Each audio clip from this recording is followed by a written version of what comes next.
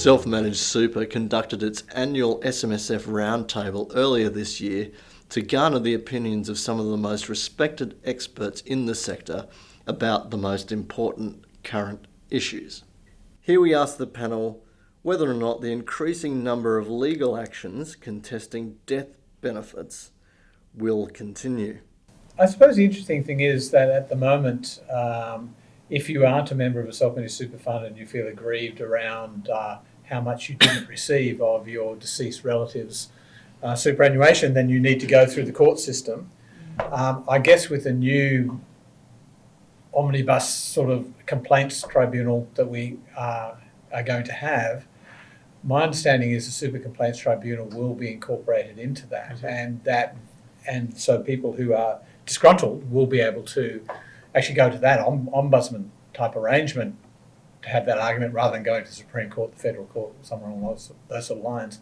I think that in itself will increase the number of people who will go and be complaining about, that they didn't receive enough of the superannuation arrangements from someone who's passed away in super.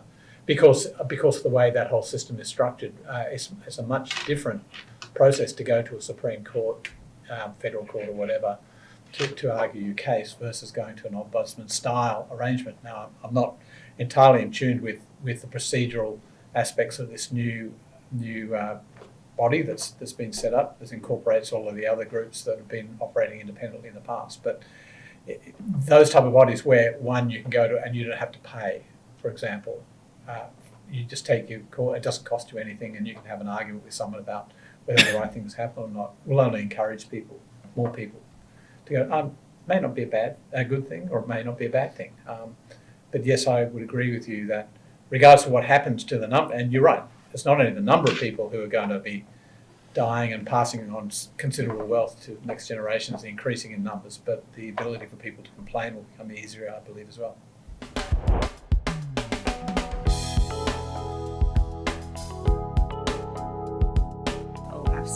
Absolutely. I mean, just going on from the previous one, I'm thinking as a techo, I actually quite enjoy. It's almost every few months you got a good big case, and then it's very interesting. Lately that Marcella one, I find it extremely interesting, where the facts are very similar to Katz and Grossman, but we have very different outcome. And then there's Nauru and Kanzana. So I think to answer your question, Darren, I think we probably will still see a few court cases, and then a few clarities coming through. But then to your point, absolutely, estate planning, I think it's something that a lot of advisors always put on their offering. Like a lot of advisors will say, I do X, Y, Z and estate planning. But then how many advisors really get it right? And it is always a bit of an annoyance. It's interesting because a lot of estate planning does get into the legal side, the lawyers, to actually execute it and also explain it.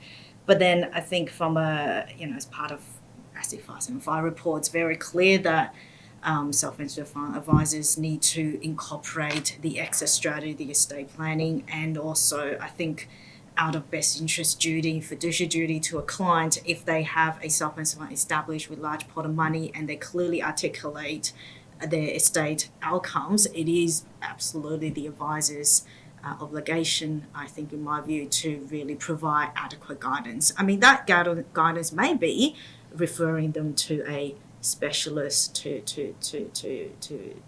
take that over, but just not actually doing anything or providing correct advice, which will be horror.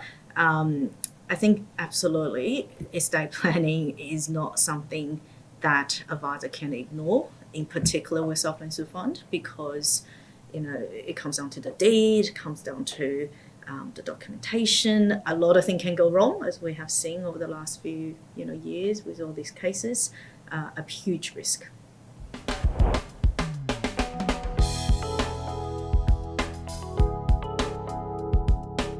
Well, I'd say yes. The reason is that there's a lot of evolution. Superannuation has been hard from the government's point of view to come to grips with, because it's taken a long time to get to where we are now. And it'll continue to do that. I think it'll be an evolutionary process, a bit like family law. That's sort of much more settled now than what it was initially. And that as part of that, I mean, you're linking in trust issues, so there's a much broader issues. The estate planning aspects of it, particularly for high wealth earners, that you can't keep your superannuation in the fund while your spouse is alive. You know, if you die and your spouse takes over the money, anything over 1.6 has got to come out of your benefit because you're deceased. So I think that those issues will become more, and the actual, because of the amounts involved, I think that people will struggle and over them as well. And I mean, you're seeing much more money in superannuation. You're seeing an older population. In fact, if you have a look at the median population at the moment, we're looking at people in their 40s. So that's going to be another wave that comes through with superannuation, and they might have more money in super than what the current generations have got in super. Yeah. I think it also raises an interesting point as well, in that you mentioned family law. You have family law taught as a separate subject in the law degree, right? Estate planning is inherently a legal issue, and yet the legal profession doesn't seem to have embraced that opportunity at all, and the financial planning industry almost by default has taken over the advice and planning side of that. Yes, they can't do the legal documentation, but so many lawyers have decided documentation is all they want to do in this space and nothing more. Now, you know, we have a lot of members of our association who are lawyers who are very active in this space and have taken up that challenge. But it is surprising that there's not an estate planning superannuation subject, because the amount of work is enormous, just as the amount of work in family law is enormous. And so I'd be interested to see whether as the pot gets bigger and bigger and the dollars and the number of disputes increases, whether in fact the legal profession picks up a lot of the area that from financial planners and starts to own a bit more of this space. It'll be interesting to see.